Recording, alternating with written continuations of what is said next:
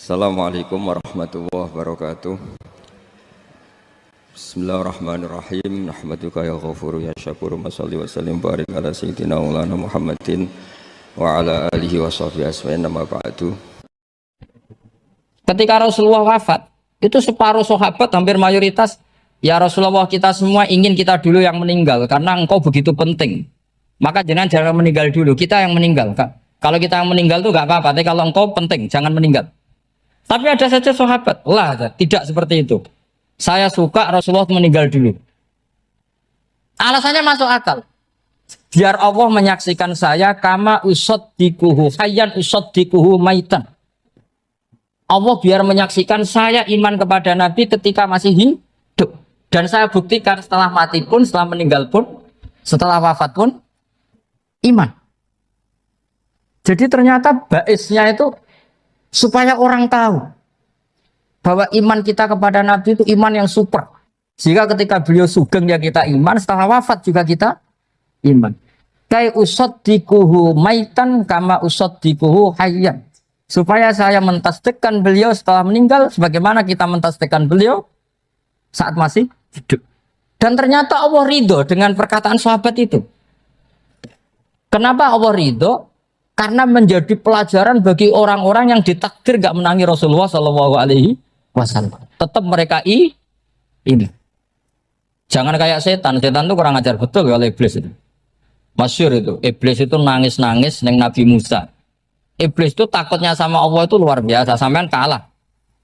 Iblis itu setiap ketemu malaikat karena dia ngerti alam gaib, mesti apa itu? Kama sali syaitani idh qala lil insani kfur falamma kafara qala inni bari'um minka inni akhafu wa rabbal alamin. Jadi setan iblis itu paling sering bilang inni akhafu wa rabbal alamin karena iblis itu tahu surga, tahu neraka, tahu kekuasaannya Allah. Jadi takutnya sama Allah luar biasa. Makanya setiap dia mengajarkan kekafiran, setelah orang itu kafir gimana? Inni bari'um minka inni akhafu wa rabbal alamin. Saking takutnya sama Allah, suatu saat iblis ini datangi Nabi Musa. Karena tahu Nabi Musa itu kalimullah. Orang yang bisa komunikasi langsung dengan Allah. Ya Musa ya kalimullah, saya ini makhluk. Saya takutnya sama Allah luar biasa. Tolong rayukan Allah supaya nerima tobat saya. Karena dirayu terus lama-lama Nabi Musa bilang, oke, tak rayukan Allah. Sama Allah. Karena Musa kekasihnya, ya Allah, iblis punya ingin tobat. Tolong dikasih hak tobat. Kata Allah, oke. Dia bisa tobat asal mau sujud di makamnya Nabi Adam, karena kesalahannya dia gak mau sujud sama Nabi. Semenang Nabi Musa karena ada cara untuk iblis menjadi tobat. Dikasih tahu sama Nabi Musa, alhamdulillah kamu diterima tobatnya. Syaratnya apa? Sujud ke kuburannya Nabi Adam. Wah, iblis ya tahu aslinya terus. Asjuduhu maitan wa qatla asjuduhu hayyan. Zaman urip aku ora gelem, apa nek wis mati. Oh, dasar setan itu. Zaman urip ya aku ora gelem wis mati kok kon sujud. Kumat maksudnya terus ya sudah terus sampai sekarang akhirnya. Kalau sekarang sudah tidak mungkin lagi karena nggak ada Nabi Musa. Jadi ijtihadnya sahabat melihat wafatnya Rasulullah itu beda-beda dan ternyata semuanya diridhoni Allah. Karena ternyata yang suka Nabi wafat dulu adalah ingin supaya umat Islam tetap mencintai beliau. Iman sama beliau, tasdik sama beliau, sebagaimana tasdik zaman sugeng. Makanya kita harus mencintai guru-guru kita. Uhibbuhu maitan kama uhibbuhu hayyan. Saya sampai sekarang itu ya merasa Mbah Mun itu tidak meninggal. Saya masih merasa kalau bapak saya tidak meninggal karena kita mencintai beliau-beliau ketika hidup dan ketika wafat itu sah. Karena beliau-beliau sama kita juga seperti itu. Rasulullah itu ketika mendekati wafat, ya bahasa halusnya intaqala ila rafiqil a'la. Itu Nabi kalau ngedikan tuh rileks sekali. Hayati khairun lakum wa wafati khairun lakum. Cong aku nak uripku ya apik. Engko nak aku wis kapundhut ya apik. Fa amma hayati fali asunna lakum as-sunan. Sebagian riwayat fa innakum tuhadditsuna anni wa uhadditsu ankum. Kalau saya masih hidup, saya bisa mengajarkan kamu sunnah. Mengajarkan kamu tradisi-tradisi yang benar. Dan ketika aku mati, ketika aku sudah wafat, maka saya jejer Allah, kata Nabi. saya berdampingan dengan Allah, maksudnya dekat Allah. Tentu bila kaifin walan bisa. Terus sudah fa'inna amalakum, amal-amal kamu diperlihatkan ke saya. Berhubung saya sudah dekat Allah, kalau amal kamu baik, saya muji Allah. Kalau amal kamu buruk, saya langsung mintakan ampun kepada Allah. Jadi Nabi rileks sekali. Artinya saya hidup bagus karena bisa ngajarkan kamu as-sunan wa syara'i'. Kalau saya wafat karena saya dekat Allah. Kalau kamu baik, saya muji Allah. Kalau kamu buruk, saya mintakan ampun kepada. Guru-guru kita juga seperti itu. Justru setelah wafat, beliau-beliau punya kesempatan dekat sama Allah, dekat sama Al-Malail A'la, sehingga mendoakan apa? Nah, terus kata Sayyid Muhammad, wala taqulu lima yuqtalu fi sabilillahi amwat. Kamu jangan pernah berkeyakinan atau berpendapat atau berkomentar kalau orang-orang yang mati fi sabilillah adalah berstatus apa? Mati, amwat. Kalah. Terus kata Sayyid Muhammad, hadza li amatis syuhada. Ketentuan ini bagi umumnya syuhada. Artinya gini, umumnya syuhada saja tidak berstatus amwat. Apalagi hadza Rasulullah sayyidul syuhada, sayyidul anbiya, sayyidul mursalin, tentu tidak pernah berstatus amwat. Ya saya ulang lagi ya, jadi zaman cara berpikir amatus syuhada, syuhada yang umum saja berstatus hidup, tidak boleh distatuskan amwat. Apalagi Rasulullah itu sayyidus syuhada, sayyidul anbiya, maka status beliau pasti hayyun la yamut, pasti beliau itu hidup tidak.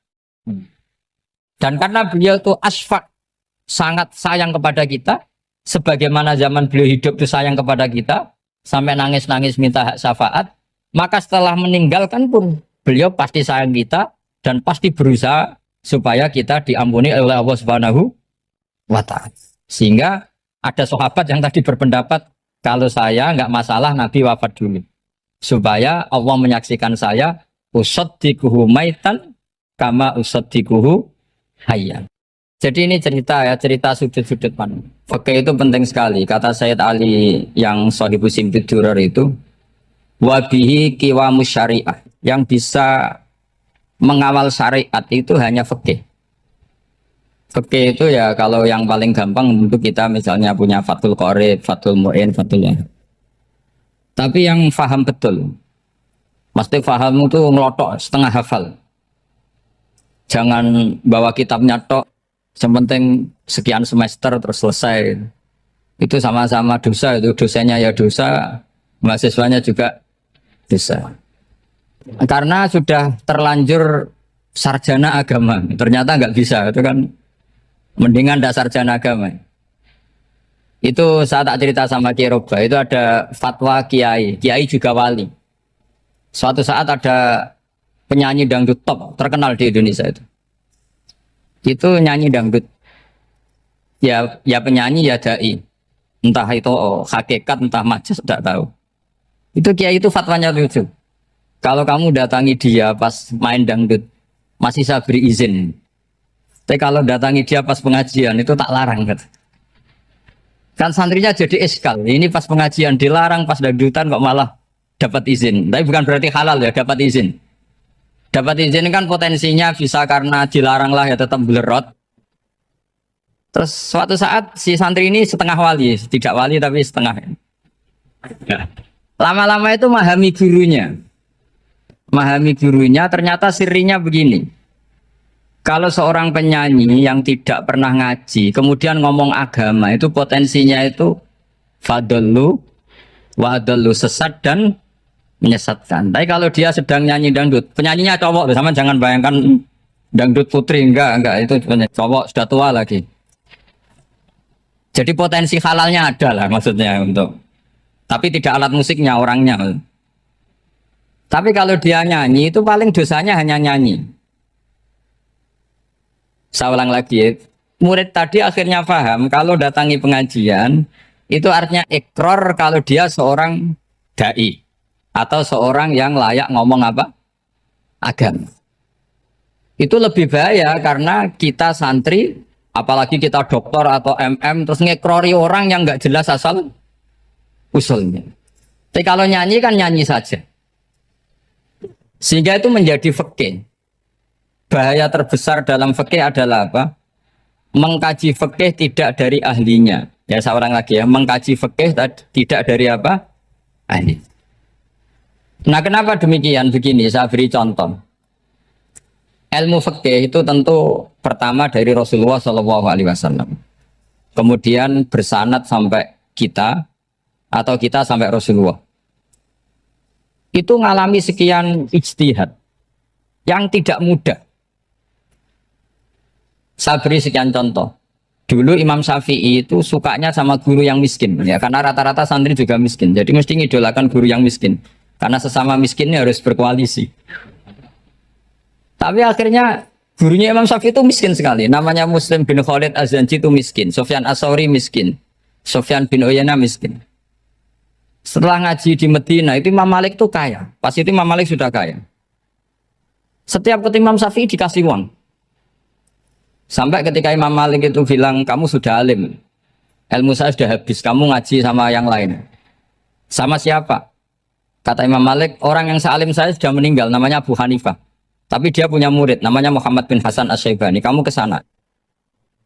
Terus Imam Malik datang ke Baki. Dulu Baki itu pasar rental, ya Grab lah kira-kira sekarang. Itu mengumumkan, siapa kafilah yang mau ke Irak?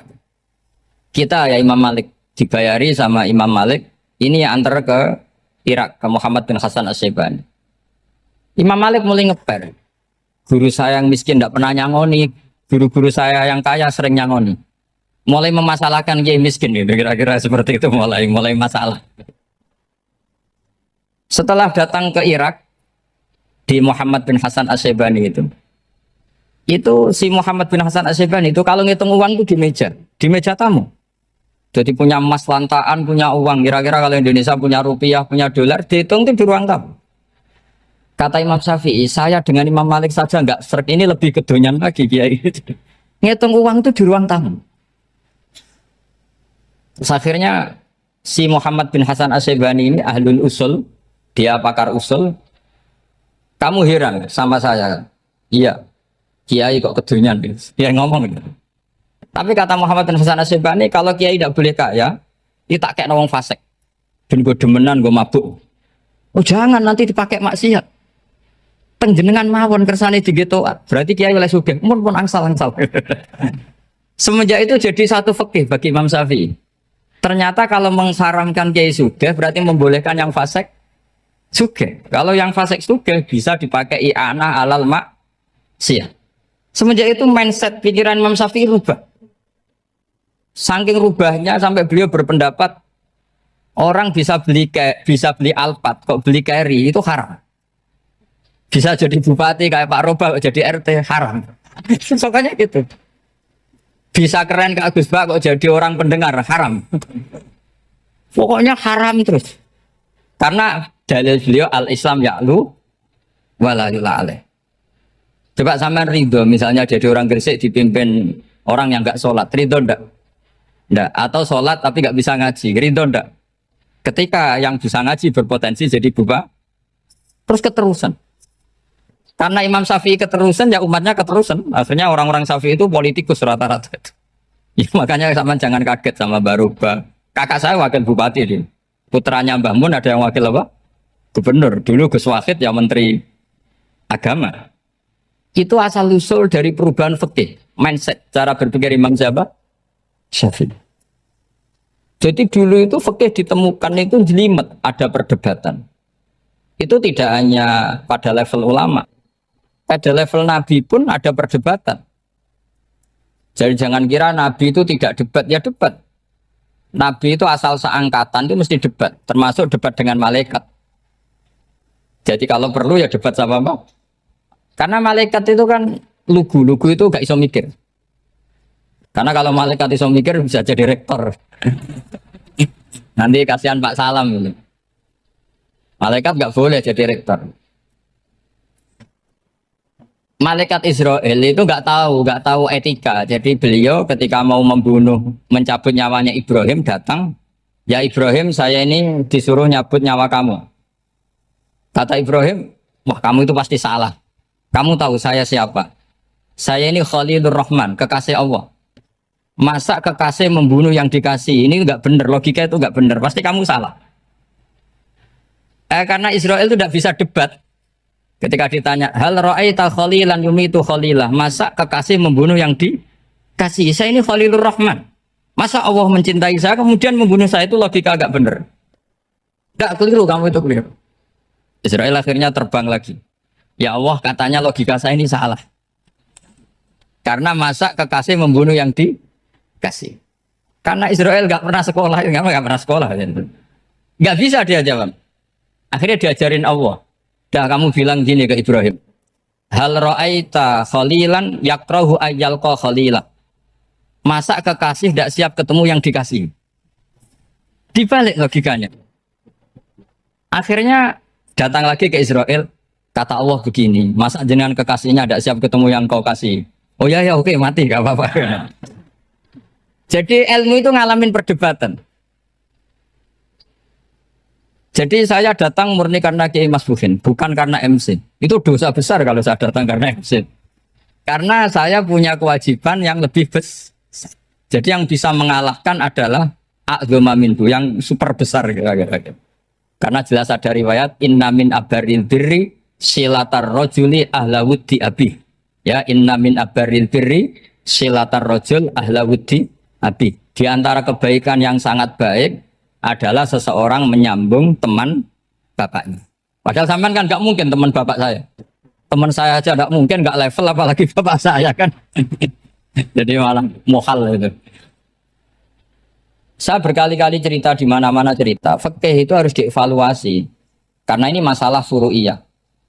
Saya berkali-kali cerita di mana-mana cerita. Hukum berteman orang fasik gimana? Pasti orang jawab haram karena takut ketularan orang fasik.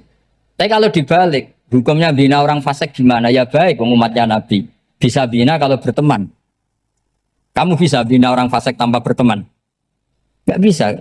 Jadi kalau dibalik, hukum berteman orang fasik gimana? Haram. Hukumnya bina orang fasik? Baik. Bisa bina kalau berteman. Berarti berteman orang fasik? Ya terus nanti pada level lapangan sih gampang. Kalau yang soleh membina yang fasik dan yang fasik ketularan yang soleh, maka ternyata kalau yang soleh ketularan fasik ya berarti ternyata buruk. Tapi kan hukum masa nunggu kenyataan kan, jadi nggak hukum. Di mana-mana hukum itu kan ada asumsi karena ini masalah ijtihad. Nah itu yang dilakukan para ulama kita. Jadi sampean harus mengkaji fikih secara detail karena tidak hanya kita yang khilaf. Nabi-nabi juga khilaf dalam menentukan dakwah ilallah. Wali-wali kita kayak Abdul Hasan Asyadili sama Sayyid Abdul Al-Haddad itu juga. Imam Ghazali ya khilaf. Imam Suyuti itu kalau ketemu Al-Qastolani itu saling tidak nanya, saking nggak cocoknya. Masyhur itu.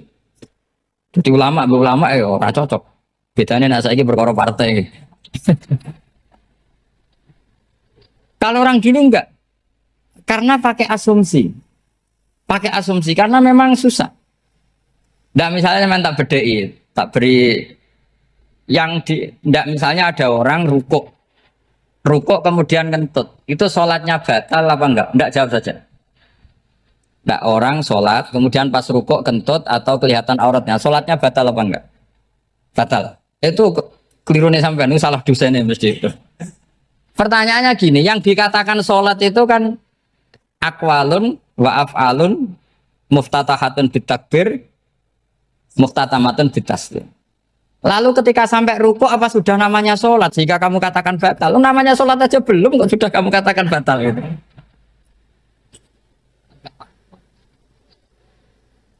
Iya kan? Jadi kalau aku mau sholat pas rukuk ngetut batal atau ora? Mestinya jawaban yang benar, ya ora sholat jadinya gitu. Karena kalau dikatakan sholat definisinya harus sampai salah.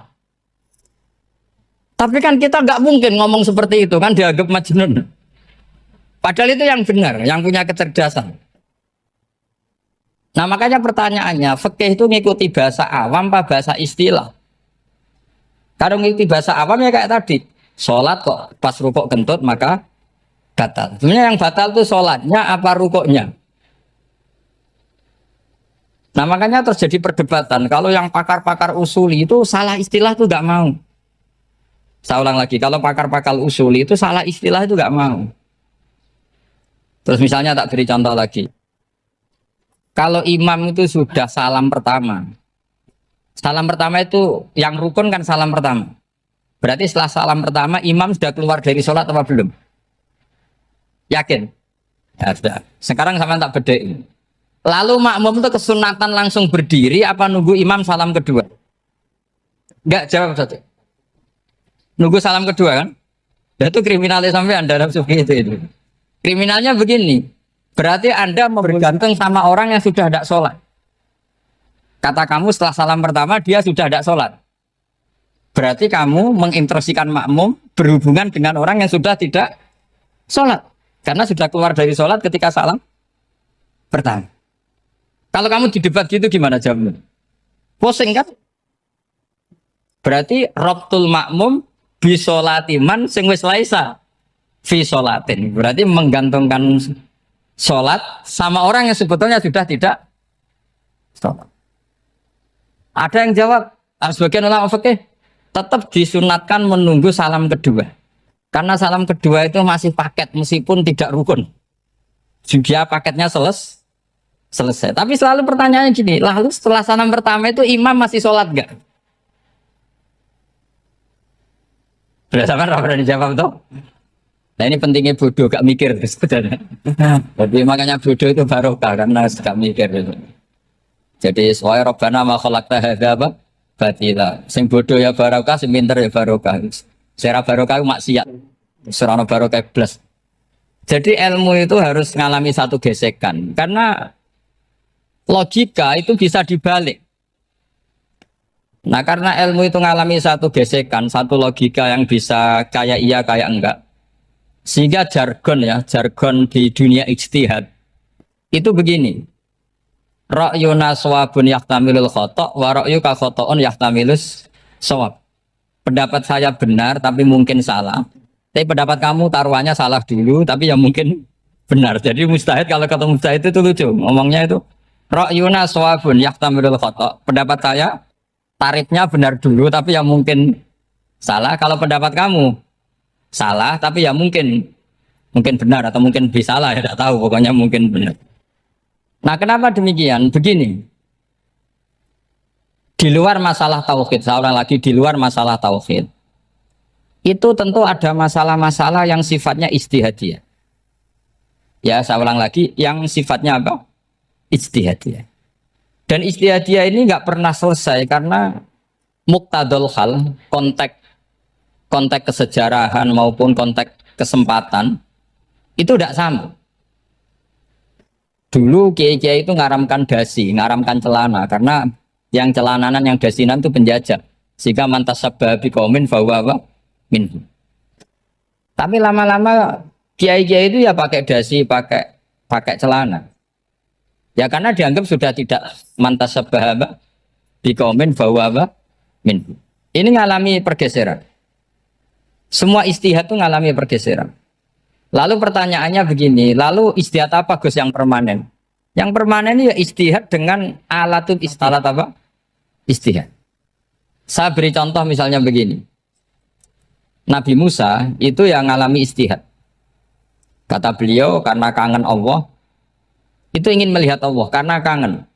Rabbi arini angzur ilai. Qala lan tarani walakin ingzur ilal jabal. Ya sudah namanya orang kangen ya ingin melihat. Ya sudah gitu aja. Sehingga ahli ilmu kalam itu berdebat. Kalau kata ahli sunnah, karena Nabi Musa minta ingin melihat Allah, berarti melihat Allah itu jaiz, mungkin. Karena Nabi gak boleh bodoh meminta sesuatu yang mau hal. Maka antipatinya ahli sunnah terhadap pendapat Mu'tazilah itu antipati. Karena menurut pendapat Mu'tazilah, Allah itu qadim, Allah itu laisa kamislihi syai'un, sehingga gak bisa dilihat. Pertanyaannya adalah berarti Nabi Musa meminta sesuatu yang mau hal. Itu bodoh sekali sampai nggak tahu mana mau hal, mana apa jaiz. Makanya kata Imam Ghazali, masa Nabi Musa yang Nabi nggak tahu kalau melihat Allah itu mau hal. Sampai minta berarti nganggap itu jaiz atau boleh. Itu cara pandang orang-orang ahli sunnah apa? Wal jamaah. Tapi tetap saja sebagian ulama itu ya balelo, yang kayak Mu'tazilah itu ya balelo. Cara berpikir pokoknya itu karena kangen, bukan karena mungkin atau tidak mungkin. Jadi nggak mungkinnya tetap tidak mungkin. Terus mereka dalil la tudrikul absar wa huwa yudrikul absar. Nah, sudut pandang ini akan terus. Ada seorang wali ditanya, kalau kamu di surga ingin melihat Allah apa enggak? Jawabnya enggak. Kenapa ya? Kasihan Allah. Terus kenapa ya? Unazzihu dzalikal jamala an nadzari misli. Saya tidak ridho Allah yang hebat, yang keren, kemudian sing delok terima aku wong resik. Koyok gak ngergani pangeran. Sebenarnya sing delok Allah ben golongane Nabi Muhammad, Nabi Ibrahim, kowe ra usah ngilangi keren. Maksudnya itu. Jadi ada ulama itu jadi wali kalau sholat itu karena di soft belakang. Tapi jangan ditiru. Itu kan gak lazim ya. Lazimnya kan afdhalus sufuf as-saful awal. Ketika ditanya, kenapa kamu kalau sholat di belakang? Cek GR koyok wani suwan pangeran gak ngarep. Aku sungkan dadi kok gulit. Kalau sampean kan karena males, bukan karena sungkan. Jadi itu artinya rasa ya. Makanya nggak bisa, nggak ada ijtihad itu tidak mungkin karena perasaannya orang itu beda-beda. Itu Sayyid Abdul Al-Haddad itu kalau ngendikan masyhur, man da'a li dzalimin bil baqa faqad ahabba yusawwa fi ardi. Orang yang mendoakan orang fasik masih hidup, gak mati-mati, itu berarti suka kalau Allah dimaksiati di buminya. Wong fasik kelakuannya rak maksiat, nak ndongakno mari. Itu berarti kamu ingin Allah didurakani terus menerus karena si fasik masih hidup. Tapi kalau Abdul Hasan As-Sadili cara ngendikan gini, kalimatnya persis. Man ahabba alla yusawwahu fi ardi faqad ahabba alla tadhara maghfiratuh. Orang yang ingin dunia ini steril gak ada maksiat, maka sama saja berkeinginan tidak melihat luasnya maghfirahnya Allah. Sama-sama wali besar. Tapi cara pandang hubungannya dengan Allah seperti itu. Jadi mau tidak mau, ijtihad itu mau tidak mau. Makanya tidak usah dipertentangkan misalnya cara berpakaian, cara apa. Yang penting sesuai aturan Islam ya sudah. Karena ini urusan rasa. Urusan apa? Rasa. Itu Syekh Hasan Basri itu sering jagongan sama Robiah Hadawiyah. Itu secara fikih salah. Tapi pas itu ulama fikih ditanya, kenapa Anda tidak komentar terhadap dua wali besar yang sering ketemu? Andai kan semua santri seperti itu akan saya halalkan, Gatot. Karena nggak mungkin punya nafsu. Sehingga fikih dulu memang masih asli. Kamu lihat di takrib misalnya, lelaki melihat perempuan itu nggak boleh kecuali sekian alasan. Termasuk boleh itu li taklim karena mengajar atau lil muamalah. Lah ini yang mulai masalah. Ada warung kopi, penjaganya cantik, santri-santri ngopi. Ini lil muamalah katanya. kan kasus ini. Mau disalahkan tuh ada takbirnya. Mau dibenarkan ini jelas fasik kan, jelas fasik. Jelas fasik. Maksudnya sudah fasik sebelum itu ditambah itu, jadi fasiknya permanen. Nah pertanyaannya adalah, kalau kamu ngajar mbak-mbak, kemudian hafal yang cantik yang enggak, itu taklim lin nazar apa nazar li taklim? Itu taklim apa modus? Makanya kalau ngopi cari bakul yang cantik, itu muamalah untuk nazar apa nazar untuk muamalah? Loh kalau saya ngopi dengan kirobah pasti halal. Karena begini, berjalan saja, bareng capek, nggak tahu itu warungnya siapa, terus berhenti ngopi. Kebetulan bakulnya cantik. Nah itu mungkin halal karena kan saya tidak milih-milih. Ingin ngopi kebetulan bakulnya cantik. Kalau kamu kan nggak apal daftarnya. Wah itu mesti haram itu. Mesti haram itu. Karena berarti kan kamu menjadikan ngopi ini modus. Gue jagain tak kok pangeran. Lo kok nazar? Muamalah Gusti muamalah. Itu mesti modus. Maka fikih itu harus dikawal oleh tasawuf. Kalau enggak semua hukum fikih bisa diakalin.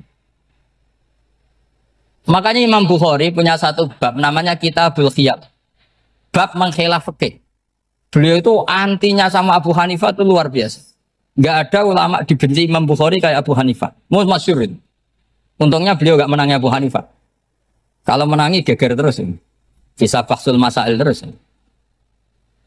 Itu Abu Hanifah itu ulama yang suka khilaf. Khilaf itu merekayasa hukum. Misalnya begini, saya ini puasa agak lemes, ujian agak lemes, apalagi kiai serapati di duit, santri beling-beling lemes ini. Apa mangan ini kan, poso-poso kok mangan kan gak keren. Supaya saya bisa makan dan halal, saya bisa ngajak Kiai Robai ya jalan-jalan. Jalan-jalan nyari yang jarak 2 marhalah. Ya sudah. Terus bisa makan. Kalau ditanya Allah kok makan? Musafir. Jadi bolehkah insa'us safar menciptakan pergi demi untuk supaya boleh iftar? Boleh enggak cara jenengan? Enggak boleh, alasannya apa? Kan pergi. Perginya juga enggak maksiat. Itu khilaf. Tapi Sayyid Muhammad, Abu Yasin Muhammad, Muhammad bin Alawi, Sayyid Muhammad itu membela Abu Hanifah. Artinya membela jangan semua khilaf itu diharamkan.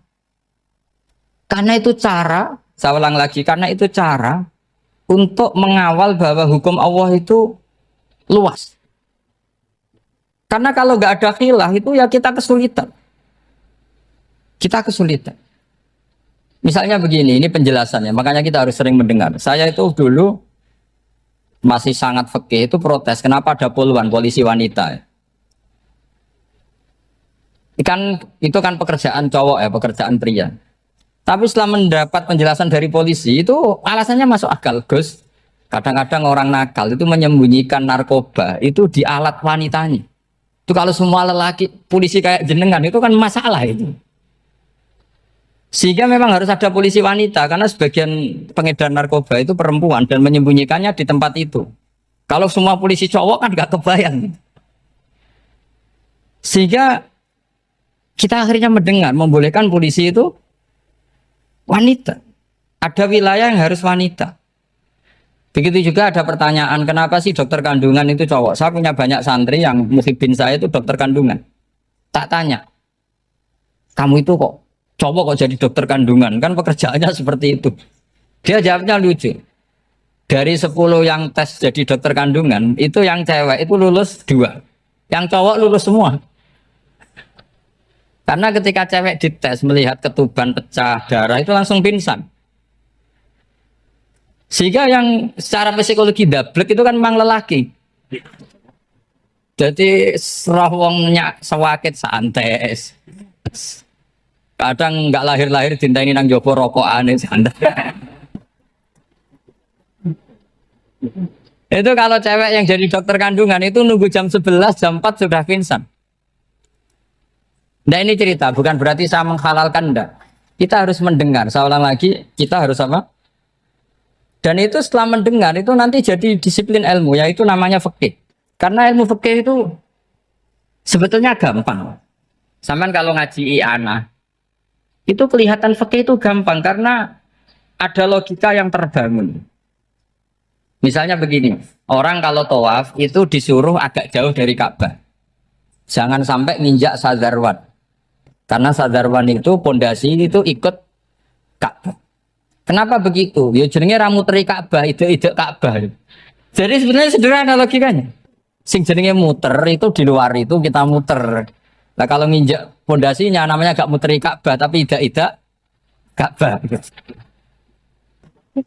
Ya jadi sederhana sebetulnya ya masuk akal.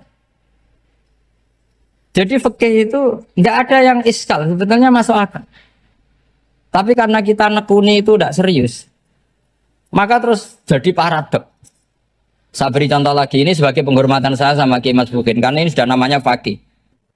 Kalau ada ayam jago ditabrak truk, terus kejet-kejet, andai kan dibiarkan pun mesti mati, karena gerakannya sudah harokatul masbuh. Terus kamu sembelih, itu halal apa enggak? Enggak jawab, ayam jago loh. Kalau kamu katakan halal, dia sudah tidak punya hayatun mustaqirrah, kehidupan yang permanen. Andai kan kamu biarkan pun 1 menit lagi meninggal. Kejet-kejet kan mau prosedur saja. Maksudnya pantasnya mati ya kejet-kejet sih, tapi sebetulnya sudah pasti mati. Maka ini ada 2 ulama. Kalau kata Imam Malik tetap namanya halal. Karena ruhnya masih di situ, sehingga ketika kita nyembelih, ya nyembelih hewan yang hidup. Yang namanya nyembelih itu pokoknya mematikan yang punya roh. Sementara saat itu rohnya masih di situ. Meskipun 1 menit lagi pasti. Tapi kalau mazhab Syafi'i enggak, ini sudah harokatul mazbuh. Tidak punya hayatun mustaqir. Sehingga dalam perdebatan ulama fikih itu lucu. Kadang ya gampang-gampang mangkel nol. Misalnya begini. Kalau ada anak lahir tidak ada amaratul hayat, nggak nangis, nggak bernafas. Sunat disolati apa enggak? Siktun sing layas tahilu walayas langsung lahir langsung mati, nggak ada amaratul hayat. Datang mikir tuh. Itu tidak wajib disolati. Alasannya, ya kan memang sholat alal mayit kan tidak pernah hidup. Di mana-mana mayit itu setelah hidup mati. Ini kan tidak pernah hidup. Namanya ya qit'atul lahmin, ya potongan daging itu aja enggak. Jadi kadang fikih diwaca tenan jebule mangkel no. Terus ketika di kitab Minhajul Thalibin itu kalau kamu keluar mani itu wajib mandi enggak? Wajib kan? Kalau keluar mani inzal itu kan wajib mandi. Nah, kenapa nifas atau wiladah keluar bayi? Kenapa ibu-ibu kalau keluar bayi wajib mandi? Alasannya lucu. Li annal walad maniyun pun akidun. Ini kan wis mani cuma mengkristal. Jadi kadang fikih mangkel. Apa ya? Sembrono gitu loh. Masuk wajib mandi wiladah itu karena apa? Li annal walad maniyun mun akidun. Niku mani sing wis mengkristal. Mani sing wis jelalatan lah lahir nuangis macam-macam. Jadi ternyata karena kenapa fikih butuh alasan? Nyari hadis tentang keluar anak mandi itu nggak ada yang sorry. Yang ada adalah tentang inzal. Innamal ma' minal. Akhirnya dicari-cari. Ternyata walad itu maniyun menakid. Nah ini problem fikih. Sampean harus siap dengan pelajaran seperti ini. Meskipun sampean mungkin wong priayi. Tapi ini ilmu. Ya saya ulang lagi. Ini ilmu. Sehingga ulama itu mau tidak mau harus mau mendengar.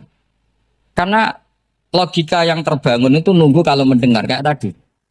Nabi malaikat Israel baru sadar, masa kekasih bunuh yang dikasih. Masuk akal juga Israel. Kalau sama sampean sih nggak nerima tetap selonang-selonang ini masalah Ibrahim, Khalilur Rahman. Sehingga kita di alasan fikih itu harus kita dengar. Saya dulu itu saya sampai sekarang itu sama kalau bayi lahir masih sudah berbentuk bayi, saya sendiri berpendapat sebaiknya disolatin kalau sudah berbentuk bayi, meskipun tidak nangis, tidak ada amaratul hayat.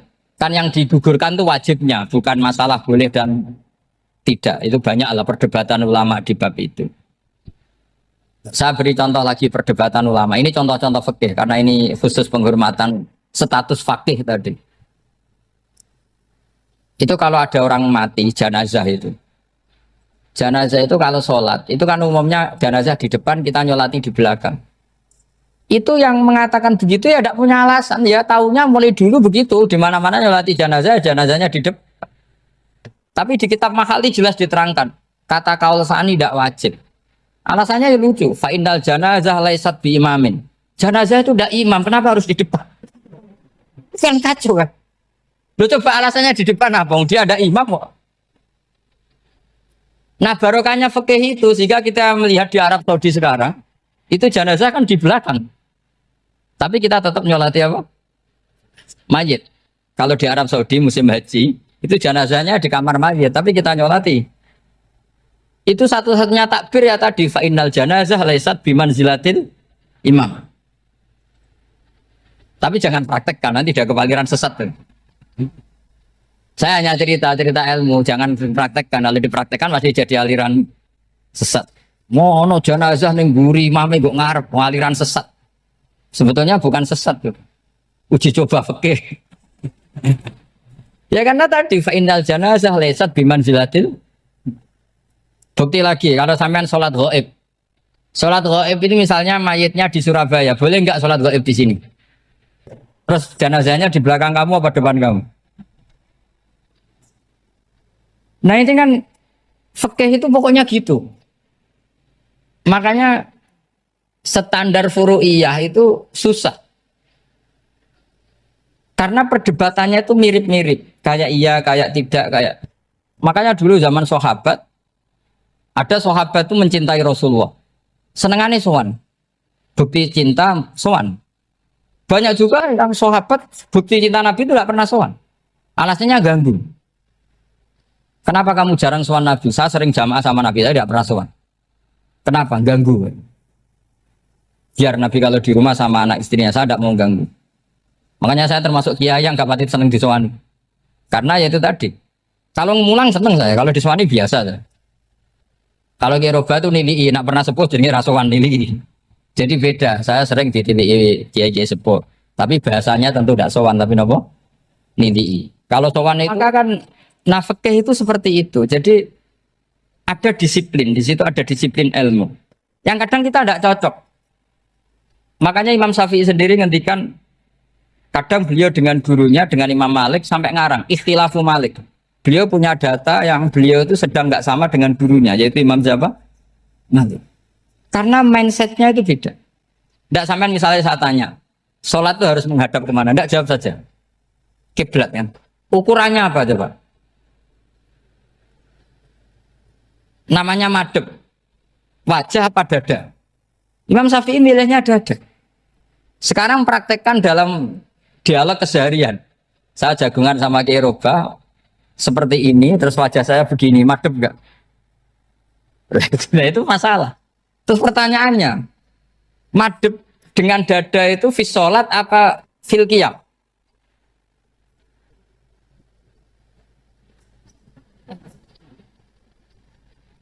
Loh enggak, kalau fis sholat pas sujud dada kamu madhep mana coba? Kamu enggak pernah mikir kan?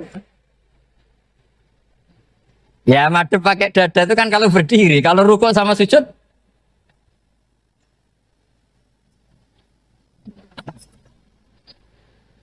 Loh itu ulama itu jelimet gitu. Makanya jarang yang menekuni profesi ulama itu. Karena menekuni proposal banyak, karena memang susah. Jadi ulama itu orang yang cara berpikir sudah aneh. Sehingga mereka detail. Maksudnya menghadap itu apa?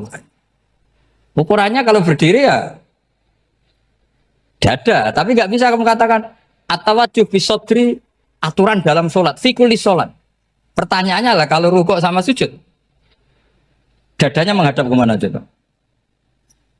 Maka itu ilmu yang sudah jelimet. Nah ulama usul fikih, ulama yang nggak mau salah per detail hukum. Sehingga menurut Imam Rafi'i, misalnya kalau beliau ditanya sujud itu gimana ya, asal watul jabha ya sujud. Tapi kalau menurut Imam Nawawi harus melibatkan 7 apa? Anggota, yaitu al jabha, wal yaden, wal rukbaten, wal qadamain. Oke, Imam Nawawi kita ikuti. Tentu keseharian kita pakai Imam Nawawi.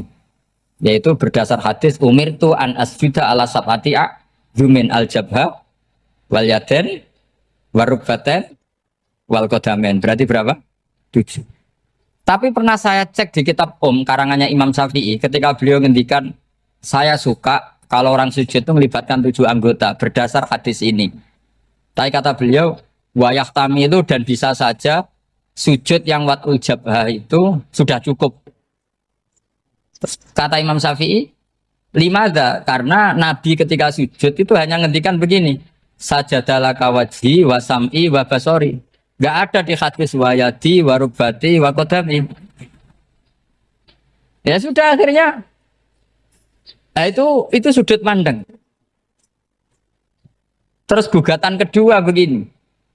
Ada orang muslim yang sujud sama berhala.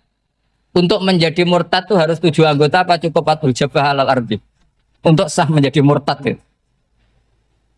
Untuk sah menjadi murtad cukup watul jabah alal ardi harus 7 anggota. Untuk keabsahan murtadnya itu. Tidak jawab.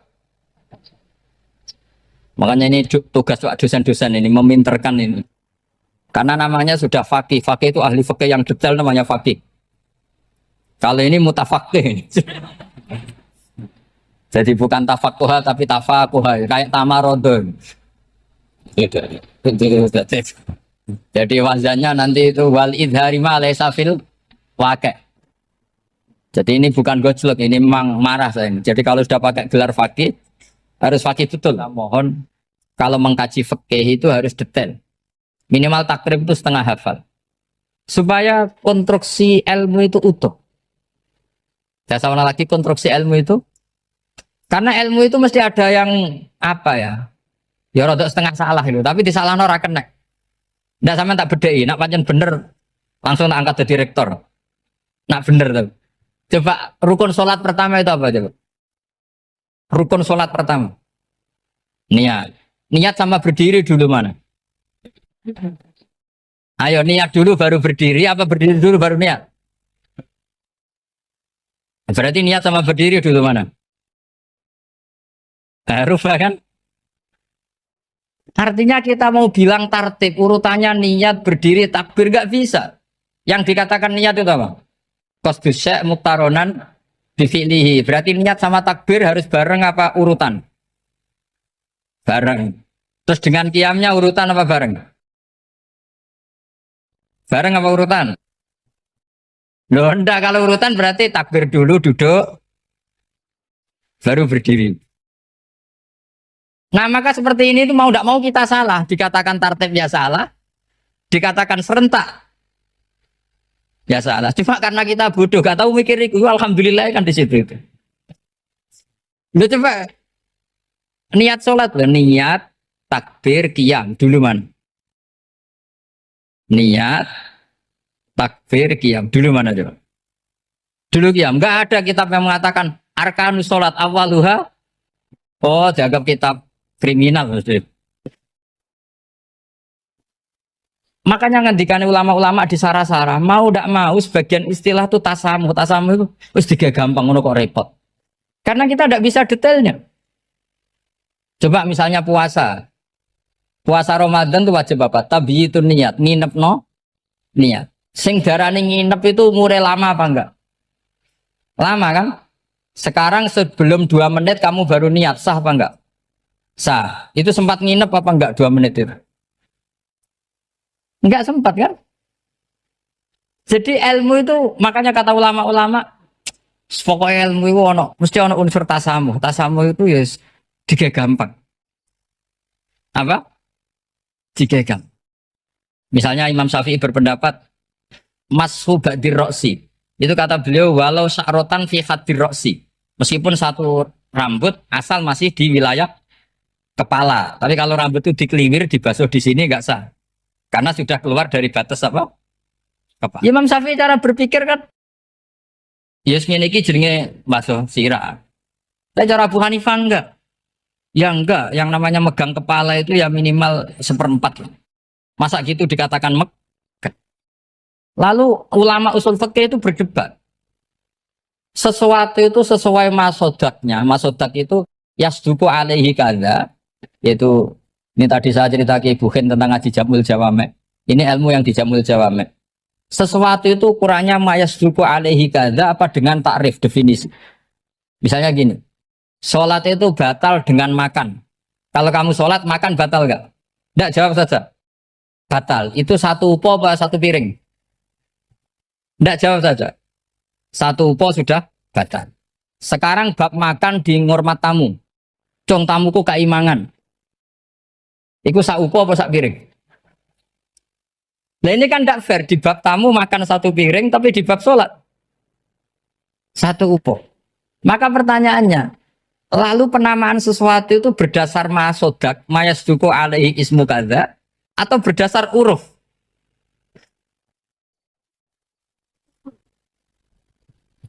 Ukurannya apa coba? Maka terus jadi perdebatan. Nah ini di sini ini pentingnya ulama karena ya sekarang saya bedai sekarang. Cengkeh itu wangi apa enggak? Kategorinya cengkeh. Wangi kan? Kalau orang bikin kue tar pasti pakai apa? Cengkeh. Pakai wedang ronde supaya manis. Apa wangi dikasih apa? Cengkeh.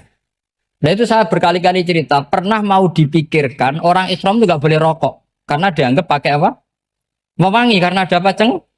Cengkeh. Tapi terus didebat. Kalau gitu berarti orang Jumatan sunat rokok. Karena Jumatan disunatkan pakai pewangi. Wah itu kan akhirnya tuh, wah iya ya repot ya kan.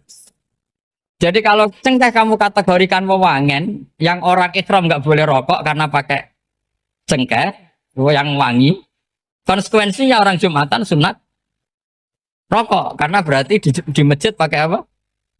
Wewangi, kan sesat semua. Jadi itu ilmu.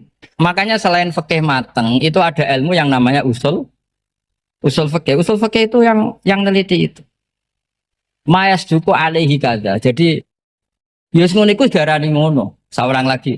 Ngono iku wis darani ngono. Ora perlu roh detail. Ya, saulang lagi. Wis ora perlu roh detail. Makanya Abu Hanifah itu misalnya basuh wajah. Wis angger kecelok ngene iki basuh wajah. Nek Imam Syafi'i kan detail. Mimba ini mana bitis syari sampai ila somahe uzunehi ila zakon. Terus mana bitis syari Imam Syafi'i nambah apa? Ghaliban. Kenapa ditambah ghaliban? Karena kalau orang budak mana bitis syarinya di sini. Jadi itu fikih. Jadi fikih itu jelimet. Padahal kita ini nggak pernah berpikir secerdas Imam Syafi'i, tapi akhirnya ya mikir juga. Agak ditambah ghaliban, mana bitis syarinya orang budak kan? Sini. Terus sekarang perdebatannya, orang budak basuh maskur roksi di sini sah enggak? Karena tadi itu wajah apa kepala, kan jadi bingung gitu. Ya makanya ini mukadimah saya supaya sampean apa lebih disiplin belajar apa fikih dan setidaknya didiskusikan lah kitab-kitab Minhajul Thalibin atau kitab-kitab Mahali. Karena di situ nanti ada perdebatan.